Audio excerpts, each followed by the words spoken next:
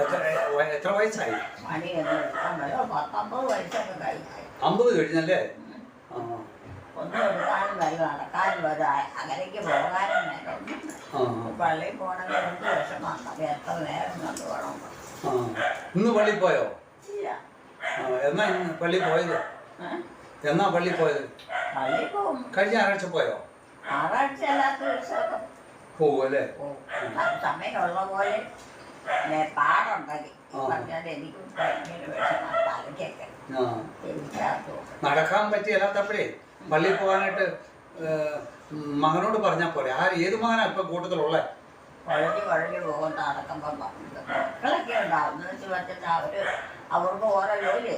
ഏത് മകനാ ഇപ്പൊ കൂട്ടത്തിലുള്ളത്? 3 മക്കളുണ്ട്. ആരൊക്കെയാ പേര്? ഒന്ന് സാവു, ഒന്ന് യോമോൻ, ഒന്ന് ജോമി. ചോമി. ഇപ്പൊ